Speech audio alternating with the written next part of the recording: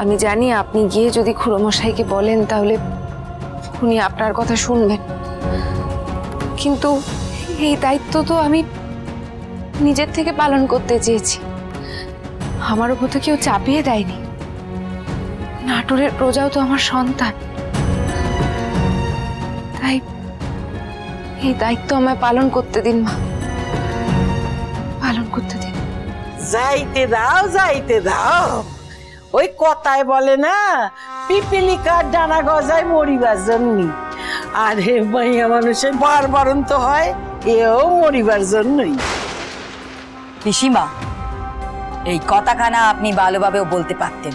I দেখো, আমি তো কোনোদিনই মন রক্ষা কথা কইতে পারি না, সে তো তোমরা জানোই। যেতে দাও বুঝলে, যেতে দাও, তারপর পড়ুক আচার খাক ঝাপাড়ি হোক। বললো না, মুখ সামলে কথা কও। পিসিমা, অপরাধ নেবেন নে। আপনার মনে হয়নি পুল্লরায়ের এবার মুখে লাগাম দেওয়া উচিত? সে বোধহয় ভুলে যাচ্ছে যে কোথাকার কথা কোথায় কইতে হয়। হ্যাঁ, লাগাম দিয়া কইছে। লাগাম যারে দেওয়ার তাই তো দাও নাই। হক করে যা চোখে দেখছে তাই কইতেছে। পিস ঠাকমা, একজন সন্তান ভূমিষ্ঠ হয় নাই অহনো, দিনের আলো দেখে নাই, তারে নিয়ে তার মৃত্যু কামনা করতে আপনি গো মুখে বাঁধে না কম দেখি। তাই ইন্দু বউ, যার সন্তান তার কোনো হুঁশ আছে? ঈশ্বরী, তুমি বোধহয় ভুলে গেছো বড়রা কথা বললে ছোটদের কথা কইতে নেই। আর তোমার আর পুল্লরার কথা একেবারে সাজে না। আচ্ছা, আপনারা এত বিবাদ করছেন কেন বলুন তো? অপরাধ নেবেন না পিসি ঠাকমা, কিন্তু আমার সন্তানকে রক্ষা করতে আমি ঠিক পারবো।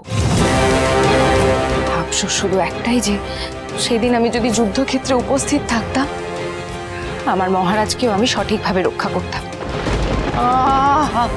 মহারাজকে রক্ষা করতে পারতাম। আরে এই যে কথায় কয় না, কত মাইয়া তো প্রসব করার সময় মহিলাই যায়।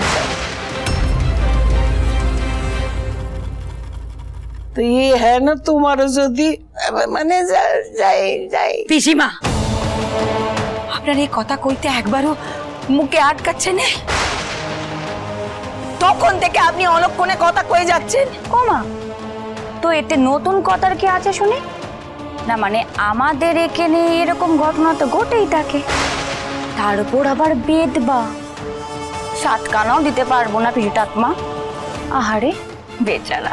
তাই ঠাকুরজি, তোমার তো মা, বাবা ঠাকুর, দাদা তিনজনেই ফেরা, স্বামীরও তো কোনো ঠিক নেই। তোমার থেকেও বেশি বেচারা কি আমি?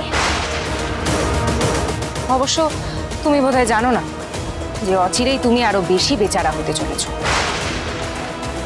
কি বলতে চাইছো তুমি? কি বলতে চাইছো বাবানি?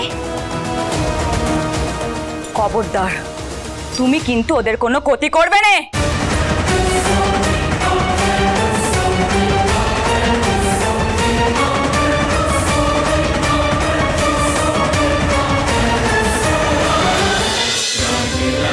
রাজরাজেশ্বরী রানী ভবানী প্রতিদিন রাত 8:30টায় স্টার জলসায় ও জিও হটস্টারে।